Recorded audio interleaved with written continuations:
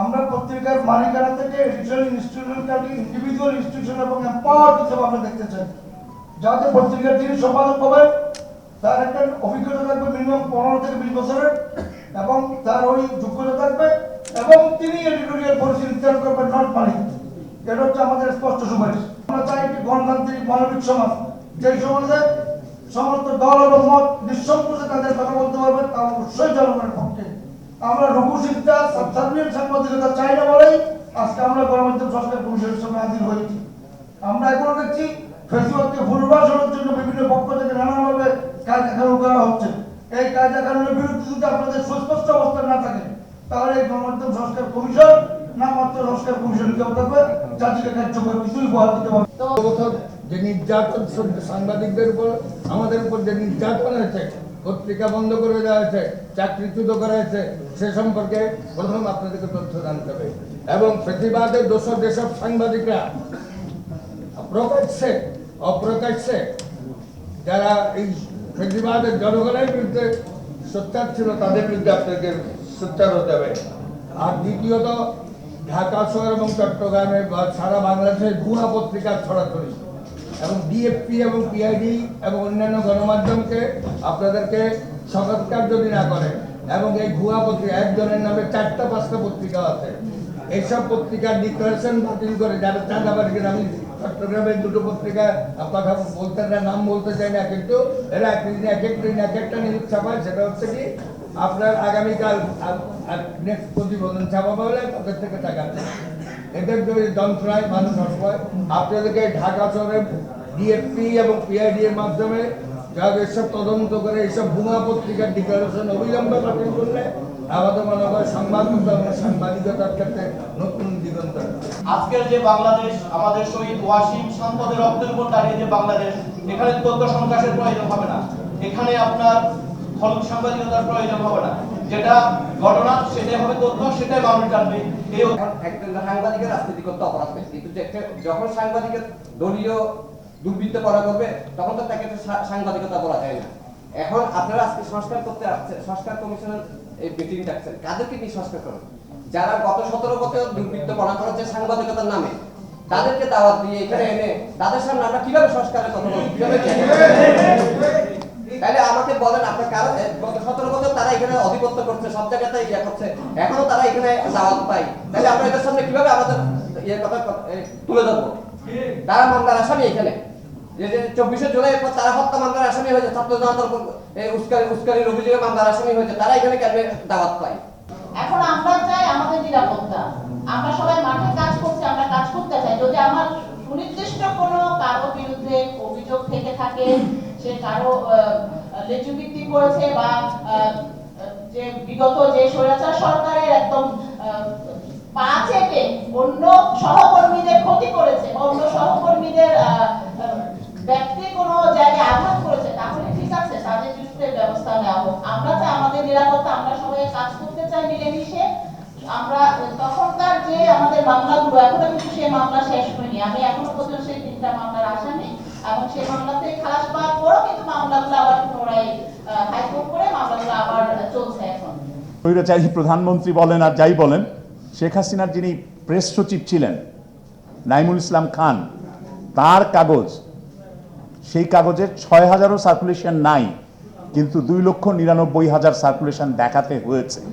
কারণ তার চাইতেও ক্ষমতাবান কেউ একজন তাদেরকে ফোন করে বলেছেন এটা করতে হবে, সে কারণে করেছেন। এরকম আরো অনেকগুলো পত্রিকার ক্ষেত্রে এই ধরনের ওপর থেকে টেলিফোন এসছে এবং তারা সেই টেলিফোন শুনতে বাধ্য হয়েছে। আবার আমাদের সাংবাদিক নেতাদের মধ্যেও অনেকে যে তদবির করে অনেকের সার্কুলেশন ফিগার বাড়িয়ে দিয়েছে। এ ধরনের অনেকগুলো ঘটনার কথা তারা বলেছেন, একেবারে প্রমাণ দিয়ে বলেছেন। সুতরাং আমরা জানি যে বাস্তবতা কি, এই সিস্টেমটা বদলাতে হবে। এই সিস্টেমটা বদলানোর জন্য একটা আলাপ আলোচনা হয়েছে, সেটা বাংলাদেশ সরকারের ঘোষিত আইনের মধ্যেই আছে, নীতিমালার মধ্যেই আছে, কিন্তু সেটা তারা কার্যকর করেনি এ পর্যন্ত। এখন সেটা কার্যকর হবে। সেটা হচ্ছে যে 2টো জিনিস ছিল পত্রিকার ক্ষেত্রে, সংবাদপত্রের নীতিমালার ক্ষেত্রে। একটা হচ্ছে যে সার্কুলেশন কত সেটা যাচাই করার জন্য ডিএফপি একটা তদন্ত করে, ছাপাখানায় যায়, ছাপাখানায় যে প্রকৃত কত ছাপা হচ্ছে সেটা দেখে এসে তারা একটা সার্টিফিকেট দেয়, যেই সার্টিফিকেটটা ভুয়া দেয় বলে আপনারা ইতিমধ্যেই জেনেছেন এবং প্রমাণ পেয়েছেন। কিন্তু আরও একটা বিধান সেখানে আছে, সেটা হচ্ছে যে সংবাদপত্রের কোম্পানি তাদের বিক্রয়ের উপরে যে আয়, সেই আয়ের উপরে কত কর দিয়েছে সেই করের ভিত্তিতে সংখ্যা নির্ধারণ করে সার্কুলেশনের লিস্টিং হবে। সেইটা হয় না। এখন থেকে করের কাগজ না দিলে সার্কুলেশনের ওই সংখ্যা, ওই সুযোগ সুবিধা তারা পাবে না। এরকম সিদ্ধান্ত নেওয়ার জন্যে তারা ইতিমধ্যেই ডিএফপি ইতিমধ্যেই কথা বলা শুরু করেছে, তারা নোটিশ জারি করবে, এরকম আলোচনা আমাদের মধ্যে হয়েছে। সুতরাং আমার ধারণা যে এটাতে পরিস্থিতির পরিবর্তন ঘটবে। এই যে ওয়েস্ট বোর্ডের কথা আপনি বললেন যে ওয়েস্ট বোর্ডের সার্টিফিকেট ওয়েস্ট বোর্ড দেয় না, সেই ওয়েস্ট বোর্ডের ক্ষেত্রেও একই ধরনের সমস্যা হয়েছে। ওয়েস্ট বোর্ডের সার্টিফিকেট দেওয়ার ক্ষেত্রে দুর্নীতি করেছেন আমাদের সাংবাদিক নেতারাই। তারা দুর্নীতি করে সার্টিফিকেট দিয়ে দিয়েছেন যে এই পত্রিকায় ওয়েস্ট বোর্ড দেওয়া হয়েছে, কিন্তু আসলে সেই পত্রিকায় ওয়েস্ট বোর্ড দেওয়া হয় নাই। এই দুর্নীতিগুলো আমাদের নিজেদের ঘাড়ের উপরে পড়ছে। এই লজ্জা আমরা কোথায় রাখবো? আছে আছে আছে আছে আছে আমরা মানে কি মানে পরিষ্কারভাবেই ইন্সপেকশনের একটা ব্যাপার ছিল। সেই ইন্সপেকশনের দায়িত্বে সরকারি কর্মকর্তা যারা আছেন একই সাথে তাদের সাথে শরিক হয়েছেন সাংবাদিক নেতারা, এবং এই দুর্নীতিটা বন্ধ করতে না পারলে আপনি কোনোভাবেই এটা থেকে রেহাই পাবেন না। ধন্যবাদ ধন্যবাদ। না, সেটা হচ্ছে একটা বাংলাদেশ সাংবাদিক লীগ আর একটা হচ্ছে বাংলাদেশ সাংবাদিক দল। সুতরাং আমাদের সবারই কিন্তু আত্মসমালোচনা, আত্মমূল্যায়ন দরকার। আমাদের যদি কেউ বলেন যে আমরা 15 বছর ভুল করেছি, আমরা তাকে স্বাগত জানাবো না। দলীয় সক্রিয়তা, ফ্যাসিবাদের সহযোগিতা, যারা ফ্যাসিবাদের সহযোগিতা করেছেন তাদের বিচারের প্রশ্ন, তাদের যারা উস্কানি দিয়েছেন ফ্যাসিবাদকে, যারা ফ্যাসিবাদকে এনাবল করেছেন, সহযোগিতা তাদেরকে উদ্বুদ্ধ করেছেন আরো ফ্যাসিস্ট হতে, তাদের বিচারের প্রশ্ন ইত্যাদি নানান কথা এসছে। সমস্যা হলো যে আমরা কোনো তদন্ত সংস্থা না, আমরা কোনো অপরাধের তদন্ত করতে পারবো না, তদন্ত করার ইখতিয়ার আমাদের না। তবে হ্যাঁ, আমরা এটা বলতে পারি যে যারা উস্কানিদাতা তাদের উস্কানির তদন্ত করা হোক এবং প্রয়োজনীয় ব্যবস্থা নেওয়া হোক, সেটা আমরা বলতে পারি। উস্কানির তো একটা শাস্তি আছে এবং ফৌজদারি অপরাধ উস্কানি, বিশেষ করে হত্যার জন্য যদি উস্কানি হয় তাহলে সেটা একটা ফৌজদারি অপরাধ। অন্যদিকে নীতিগতভাবে বা বিভিন্ন রাষ্ট্রীয় সিদ্ধান্ত গ্রহণের ক্ষেত্রে যে বৈষম্যগুলো করা হয়েছে রাজনৈতিক কারণে, সেই বৈষম্যের শিকার যারা হয়েছেন, সেই বৈষম্যের শিকার প্রতিষ্ঠানগুলো, ব্যক্তি হিসাবে সাংবাদিক যারা ক্ষতিগ্রস্ত হয়েছেন, তাদের ক্ষতিপূরণের প্রশ্ন, সেটা একটা গুরুত্বপূর্ণ প্রশ্ন। এটা আমাদেরকে বিবেচনায় নিতে হবে যে আসলেই অনেকে ক্ষতিগ্রস্ত হয়েছেন। আবার একইভাবে মামলা, হয়রানিমূলক মামলায় যারা ক্ষতিগ্রস্ত হয়েছেন, জেল খেটেছেন, দিনের পর দিন কাজ করতে পারেননি, সেই সমস্ত ব্যক্তিদের মামলাগুলো প্রত্যাহারের বিষয়টা আসলেই অগ্রাধিকারের ভিত্তিতেই বলা দরকার যে এই হয়রানিগুলো, মামলাগুলো যেন নিষ্পত্তি করা হয়, প্রত্যাহার করে ফেলা হয়। আর যারা ক্ষতিগ্রস্ত হয়েছেন তাদের ক্ষতিপূরণের প্রশ্নটা, এই দাবিটাও যৌক্তিক দাবি, ন্যায্য দাবি। এখানে প্রেস ক্লাবের প্রসঙ্গ এসছে। এখন প্রেস ক্লাবের প্রসঙ্গ আমরা কিভাবে সমাধান করা যায় এটা আমাদের ভাবতে হবে। বিশেষ করে এই প্রেস ক্লাবটা আসলে একেবারেই বেসরকারি প্রতিষ্ঠান, সদস্যদের ক্লাব। সদস্যরা তো যখন একটা সমিতি করেন, সেই সমিতির একটা সংবিধান করে, সমিতির একটা ওই যে সংঘবিধি বলে যেটা, memorandum of article, memorandum of association, এগুলো করে তারা প্রতিষ্ঠানটা তৈরি করেন এবং তারপরে তার একটা রেজিস্ট্রেশন নেন ওই যে সমাজসেবা অধিদপ্তর অথবা এরকম সংশ্লিষ্ট সরকারি অধিদপ্তর থেকে রেজিস্ট্রেশন নেন। তো সেগুলোকে নিয়ন্ত্রণ করা একটা ডিফারেন্ট জিনিস। সেটার সাথে সংবাদপত্রের স্বাধীনতা বা সংবাদপত্রকে শক্তিশালী করার প্রশ্নটা সরাসরি সম্পর্কিত নয়। এই সমস্যার সমাধান আমাদের জানা নেই যে আসলে এই সমস্যার সমাধান কিভাবে সম্ভব। এমনও উপজেলা আছে যেখানে 4টা প্রেস ক্লাব। এটা হচ্ছে আসলে ক্ষমতার দ্বন্দ্ব। এটা হচ্ছে যে প্রেস ক্লাব করলে বোধহয় কিছু সুবিধা পাওয়া যায়, প্রেস ক্লাবের নেতা হইলে একটু আলাদা মর্যাদা, একটু আলাদা আর্থিক কোনো ব্যাপার থাকতে পারে। তো সেই কারণেই এই প্রতিদ্বন্দ্বিতাগুলো, সেগুলোর সমাধান আমরা করতে পারবো না বা সেগুলোর সমাধান আমাদের কাছে জানা নাই। আমরা বলতে পারি যে এটা একটা সমস্যা এবং এই সমস্যার মানে গুরুত্ব দিয়ে বিবেচনা করা দরকার যে এটার সমাধান কিভাবে হতে পারে। রাজনৈতিক দলবাজি এইটা বন্ধ করা দরকার পেশার জন্য। সেটা খুবই গুরুত্বপূর্ণ, কারণ সাংবাদিকতা এবং দলীয় যে রাজনীতি আদর্শ থেকে খবর সেন্সর করা অথবা খবর বিকৃত করা, এগুলো সাংবাদিকতাকে প্রভাবিত করছে, ক্ষতিগ্রস্ত করছে। সেটা এক বিবেচনার বিষয়। সাংবাদিকতার কোনো নীতিমালা নেই কথাটা ঠিক না। সাংবাদিকতার নীতিমালা অনেকগুলো আছে। আবার যদি আমরা বলি যে সম্পাদকীয় নীতিমালা নেই, সেটা সত্যি কথা। সারা দেশে আমাদের সম্পাদকীয় মান একটা যে অভিন্ন ন্যাশনাল স্ট্যান্ডার্ড থাকা উচিত, সব প্রতিষ্ঠান মেনে চলবে ন্যূনতম সাংবাদিকতার এই নৈতিকতার দিকগুলো, সেরকম কোনো কিছু নেই।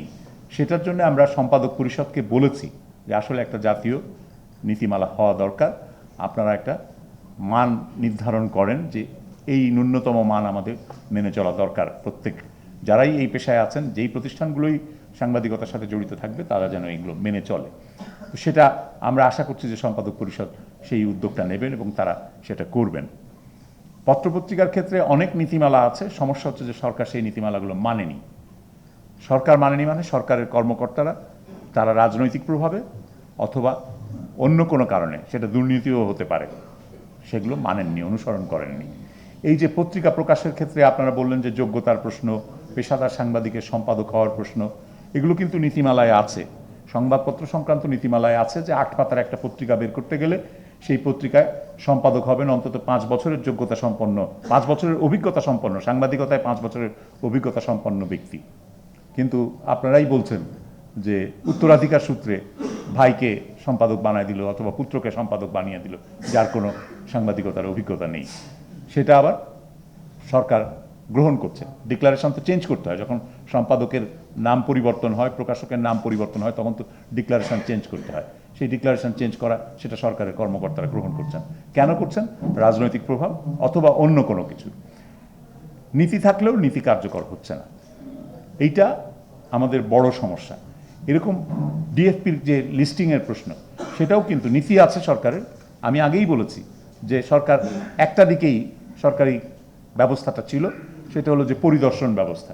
প্রেস পরিদর্শন করে এসে তারা একটা রিপোর্ট দিতেন যে কত সংখ্যায় পত্রিকা ছাপা হয়েছে, তার ভিত্তিতেই আপনার লিস্টিংয়ে নির্ধারণ করা হয় ক্রোনোলজি, 1 নম্বর 2 নম্বর 3 নম্বর ইত্যাদি। আমরা দেখেছি, আমরা চট্টগ্রামের কথা আমি বলতে পারবো না, কারণ চট্টগ্রাম এখনও আমরা ওই হিসাবটা করি নাই, কিন্তু ঢাকার হিসাব আমরা দেখেছি। ঢাকা বহুমুখী সমবায় সংবাদপত্র হকার্স সমবায় সমিতি একটা আছে, আর একটা হচ্ছে বাংলাদেশ সংবাদপত্র হকার্স সমবায় সমিতি। দুটো সমিতির মাধ্যমে ঢাকায় সংবাদপত্র বিতরণ হয়। এই দুটো সংবাদপত্র সমিতির কাছ থেকেই আমরা হিসাব নিয়েছি যে তারা কতগুলো পত্রিকা বিক্রি করেন এবং কি পরিমাণে বিক্রি করেন। পরিসংখ্যান একদম স্পষ্ট, এখানে কোনো ভুল নাই, কারণ ওখানে টাকা পয়সার লেনদেন হচ্ছে। তারা যত কাগজ বিক্রি করছেন তার বিনিময়ে কমিশন পেয়েছেন এবং সেই ভিত্তিতে তারা টাকা ফেরত দিয়েছেন মানে পত্রিকার কর্তৃপক্ষকে। সেই হিসাব ভুল হওয়ার কোনো কারণ নেই, সেই হিসাবের সাথে বাস্তবতার কোনো মিল নেই। ঢাকা শহর থেকে 302টি পত্রিকাকে মিডিয়া লিস্টিংয়ের মধ্যে ঢুকানো হয়েছে। সারা বাংলাদেশে 590 বা 592টার মতন পত্রিকা মিডিয়া লিস্টিংয়ে আছে। আমরা দেখেছি হকারদের ওই তালিকায় 46টা কাগজ মাত্র তারা লেনদেন করে, বাকি কাগজের কোনো টেকার নেই, কেউ নেয় না ওই কাগজ। তাহলে এটা সরকারের ওই মিডিয়া লিস্টিংয়ে ঢুকলো কি করে? এই সমস্যার সমাধান করতে হবে, এই সমস্যার সমাধান আমাদের খুঁজতে হবে। একইভাবে আপনার পত্রিকার প্রচার সংখ্যার দিক থেকে আমি একটু আগেই দৃষ্টান্ত দিয়ে আপনাদেরকে বলেছি যে সাবেক প্রধানমন্ত্রীর প্রেস সচিব, তার একার নামে 4টা পত্রিকার ডিক্লারেশন ছিল, একার নামে 4টা পত্রিকার ডিক্লারেশন, এবং একটি পত্রিকার সার্কুলেশন যেটা 6,000-এর কম, সেটাকে তিনি 2,99,000 দেখিয়েছেন। এবং হ্যাঁ, দেখতে বাধ্য করেছেন, মানে এই 2,99,000 এটা লিখতে বাধ্য করেছেন রাজনৈতিক। এখন তো হিসাবও বেরিয়েছে যে কত 296 কোটি টাকা না কত কোটি টাকার ওনার লেনদেন হয়েছে ওনার অ্যাকাউন্টে। তো এইরকম কিন্তু আরো অনেক দৃষ্টান্ত আছে, সবার বেলাই বলা যাবে। দেশের সর্বাধিক প্রচারিত পত্রিকা বলে দাবি করা হয়। পত্রিকার মালিকেরা করে কি, আপনার পত্রিকার বেতন দেওয়া এবং ওয়েস্ট বোর্ড ইমপ্লিমেন্টেশনের প্রশ্ন আছে, উনি চলে যায় সি ক্যাটাগরিতে। উনি যখন সরকারি কাগজ ইনপুট করেন অথবা যখন বিজ্ঞাপনের হার তৈরি করেন তখন এ ক্যাটাগরিতে এটাই হচ্ছে। এবং ওই যে সর্বাধিক প্রচারিত তালিকার যে দাবি করা হয় যে তিনি সর্বাধিক প্রচারিত এই পত্রিকা, কিন্তু হকারের বেচা বিক্রির হিসাবে কিন্তু সেটা ঠিক না, দেখা যায় যে সেটা ঠিক না। এইরকম আপনি বলেছেন যে ক্রস ওনারশিপ চলবে না, মানে একই ব্যক্তি বা একই কোম্পানি টেলিভিশন, পত্রিকা, অনলাইন, রেডিও সব কিছুর মালিক হতে পারবে না। এটা কিন্তু অনেক দেশেই নাই, এমনকি আমেরিকাতেও একটা টেলিভিশন কোম্পানির মালিক পত্রিকার মালিক হতে পারেন না। আমাদের এখানে কি হয়েছে, আমাদের এখানে একই হাউসে একাধিক টেলিভিশন চ্যানেলের অনুমতি দেওয়া হয়েছে। এটা শুধু একটা গোষ্ঠীর ক্ষেত্রে না, একাধিক গোষ্ঠীর ক্ষেত্রে এরকম হয়েছে। আবার একই হাউসে টেলিভিশন, রেডিও, অনলাইন, সংবাদপত্র বাংলা এবং ইংরেজি অনুমোদন দেওয়া হয়েছে। একই হাউস থেকে একাধিক বাংলা পত্রিকা বেরোচ্ছে। পাঠক কি পাচ্ছেন? একই জিনিস তো দুই নামে বেরোচ্ছে। তো তাহলে তো পাঠক এখানে কোনো প্রতিযোগিতা বা এখানে কোনো ভিন্ন মত বা এখানে ভিন্ন চিত্র এটা দেখতে পাচ্ছেন না, কোনো বৈচিত্র্য থাকছে না, ডাইভার্সিটি থাকছে না, বহুমাত্রিকতা থাকছে না। এই সমস্যাগুলোর সমাধান আমাদেরকে খুঁজতে হবে। তো আপনারা যথার্থভাবেই বলেছেন, এখানে যে যেখান থেকে সেখান থেকে যে কেউ পত্রিকা বের করে ফেলছে, এগুলোকে একটা শৃঙ্খলার মধ্যে নিয়ে আসতে হবে। একটা নৈরাজ্যকর পরিস্থিতি তৈরি হয়েছে। এটা শুধু সংবাদপত্রের ক্ষেত্রে না, এটা টেলিভিশনের ক্ষেত্রেও হয়েছে। বাংলাদেশে 46টা টেলিভিশন চলার মতন বাজার নেই, কিন্তু 46টা টেলিভিশনকে অনুমতি দিয়েছে সরকার।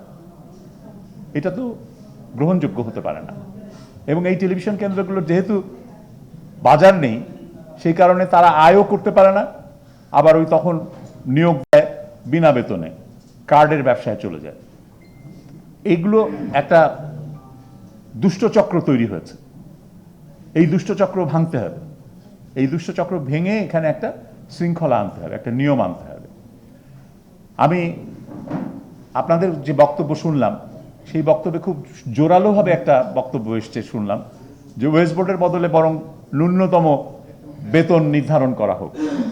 সেটা একটা ভালো সমাধান হতে পারে, যে ন্যূনতম বেতন সারা দেশে সাংবাদিকতার জন্য থাকবে নির্ধারণ করা। আর যেই শহরে খরচ বেশি, বিশেষ করে ঢাকায়, রাজধানীর জীবনযাত্রা অনেক বেশি ব্যয়বহুল, রাজধানীর জন্য আলাদা করে একটা ভাতা, যে রাজধানীর খরচ এটাকে বাড়তি বেতন তাদের জন্য একটু বেশি হবে, বা যতটা প্রয়োজন ততটা বেশি হবে, কিন্তু সারা দেশের জন্য একটা ন্যূনতম বেতনের কাঠামো থাকা। এই প্রস্তাব ভালো প্রস্তাব। তো আমরা আশা করছি যে এই ধরনের সমাধানগুলোর আমরা আপনাদের কাছ থেকেই পাবো। এই স্টেক হোল্ডার বলতে যারা আছেন তাদের কাছ থেকেই পাবো। এখানে তো সম্পাদকরাই বলেছেন যে বেতন না দেওয়া, ওই যে একজন সম্পাদক বললেন যে বেতন না দিয়ে তো পত্রিকা বের করা এটা গ্রহণযোগ্য হতে পারে না। এরকম প্রকাশকরাই এখানে বলেছেন যে প্রকাশক হিসাবে একটা যোগ্যতা নির্ধারণ করা উচিত, যে কি হলে সে প্রকাশক হতে পারবে, কি হলে প্রকাশক হতে পারবে না। এই ধরনের সমাধানগুলো আমরা চাই যে স্টেক হোল্ডাররাই বলুন, এবং সেটার ভিত্তিতেই আমরা সুপারিশমালা তৈরি করব। আমরা আশা করছি যে একটা কার্যকর সুপারিশমালা তৈরি করে যেতে পারব। বাস্তবায়ন আমাদের হাতে না, বাস্তবায়ন করবে সরকার। সেটা এই তত্ত্বাবধায়ক সরকার, মানে অন্তর্বর্তী সরকার হোক আর রাজনৈতিক সরকার হোক, তাদের উপরেই এই দায়িত্বটা বর্তাবে। আমরা রাজনৈতিক দলগুলোর কাছ থেকেও তাদের সুপারিশ চেয়েছি, লিখিতভাবেই চেয়েছি। আমরা আশা করছি তারা সেই সুপারিশ দেবেন, এবং অনেকে ইতিমধ্যে দিয়েছেন। তো রাজনৈতিক দলগুলো সেই লিখিত সুপারিশ আমাদের হাতে থাকলে সেটাও একটা সুবিধা আমাদেরকে দেবে, যে আমরা যখন এই রিপোর্ট পেশ করব, সুপারিশমালা পেশ করব, তখন তারা যদি সেটা না মানেন, তাদের কথা থেকে ফিরে যান, তাদের কথা তারা মানলেন না, তাহলে তাদেরকে সহজেই বলা যাবে, they can be held to account, যে কেন আপনারা তখন তাহলে এইটা বলেছিলেন। সেজন্যেই আমরা চেষ্টা করছি একটা ভালো রিপোর্ট তৈরি করার এবং ভালো সুপারিশমালা তৈরি করার। আমাদের পেছনে এরকম আরও দুটো রেকর্ড আছে। একটা হচ্ছে বেতার এবং টেলিভিশন, বাংলাদেশ টেলিভিশন এবং বাংলাদেশ বেতারের স্বায়ত্তশাসন সংক্রান্ত একটা কমিশন হয়েছিল 1993 সালে, 96 সালে এবং 93 সালে, এবং তারা রিপোর্ট দিয়েছিল 97 সালে। তাদের সুপারিশ মালা আমরা দেখেছি এবং সেই সুপারিশ মালায় হয়তো অনেকটাই বাস্তবায়ন হয় নাই, কিন্তু সেই সুপারিশ মালার ফলে কিছুটা পরিবেশ বদলেছে। অনেক বেশি সংখ্যায় বেসরকারি খাতের টেলিভিশন চ্যানেলকে অনুমোদন দেওয়া হয়েছে। আগে একটা বা দুইটা টেলিভিশন চ্যানেলের অনুমতি ছিল, ওই সুপারিশ মালার পরে আরও অনেকগুলো টেলিভিশন চ্যানেলের অনুমতি দেওয়া হয়েছে। ফলে বৈচিত্র্য এসছে, কিন্তু সেই বৈচিত্র্যের সুযোগ মালিকরা নেয়নি। এখন সব টেলিভিশন একই অনুষ্ঠান করে, একই টকশো, একই খবর ভিত্তিক, কোনো বৈচিত্র্য থাকছে না এবং ভিন্ন মতের প্রতিফলন থাকছে না। আমরা আশা করব সেখানেও পরিবর্তন আসবে। টেলিভিশন মালিকরাও এই যে সমস্যা একটা তৈরি হয়েছে, নৈরাজ্যকর পরিস্থিতি তৈরি হয়েছে, ভিন্ন মত থাকে না সেখানে, এগুলোর ব্যাপারে তারাও তাদের একটা অবস্থান, তাদের একটা কমিটমেন্ট আমাদেরকে দেবেন, তারা পরামর্শ দেবেন, সমস্যার সমাধানে তারা অংশীদার হবেন। আমাদের আগে আরও একটি জাতীয় প্রেস কমিশন হয়েছিল, প্রথম প্রেস কমিশন বাংলাদেশে, সেটা 1983 সালে সেই প্রেস কমিশনের রিপোর্ট দিয়েছিল। সেই প্রেস কমিশনে এই যে আমাদের যে বিভিন্ন কারণে হয়রানি হয়, হয়রানির একটা অন্যতম হাতিয়ার হচ্ছে জাতীয় নিরাপত্তার অজুহাত তুলে আমাদের বিরুদ্ধে মামলা হয় সাংবাদিকদের বিরুদ্ধে, যে তুমি যেটা রিপোর্ট করছো এটা জাতীয় নিরাপত্তার জন্য হুমকি, তুমি যেই ওপিনিয়ন কলাম লিখছো এটা জাতীয় নিরাপত্তার জন্য হুমকি, এটা বলেই মামলা হয়। ওই সুপারিশমালায় ছিল যে জাতীয় নিরাপত্তার এই সংজ্ঞা এটা গ্রহণযোগ্য না, এটা বরং শুধুমাত্র তখনই এই জাতীয় নিরাপত্তার কারণ দেখিয়ে মামলা হতে পারে যখন দেশ যুদ্ধে থাকে, অন্য কোনো দেশের সাথে যুদ্ধে লিপ্ত হয়। কিন্তু স্বাভাবিক অবস্থায় জাতীয় নিরাপত্তার অজুহাত দিয়ে সাংবাদিকদের হয়রানি করা, মামলা দেওয়া কিংবা তাদের কণ্ঠরোধ করা যাবে না। তো এরকম আমরা চেষ্টা করছি যে বিভিন্ন সূত্রে আমাদের পেছনের কি দৃষ্টান্তগুলো আছে, নজিরগুলো আছে, সেগুলোকে নেওয়া এবং স্টেক হোল্ডারদের মতামতের ভিত্তিতে আমাদের সুপারিশমালা তৈরি করার জন্য। আপনারা যে আমাদের কাছে খোলামেলাভাবে আপনাদের কথাগুলো বলেছেন সেজন্য আমরা কৃতজ্ঞ, আপনাদেরকে ধন্যবাদ জানাই। আর তারপরে আপনাদের প্রতি অনুরোধ থাকলো, আহ্বান থাকলো, এখানে যা বলেছেন তার বাইরেও যদি আপনাদের মাথায় নতুন কোনো চিন্তা আসে, নতুন কোনো প্রশ্ন আছে, পরামর্শ আসে, সেই সুপারিশ আপনারা আমাদেরকে লিখিতভাবে দিতে পারবেন, মতামত আমাদেরকে লিখিতভাবে দিতে পারবেন। মতামত দেওয়ার আরও একটি উপায় হচ্ছে আমাদের যে ওয়েবসাইট, সেই ওয়েবসাইটে আপনারা মতামত দিতে পারবেন। ওয়েবসাইটের ঠিকানাটা আবার বলি, mrc.portal.gov.bd।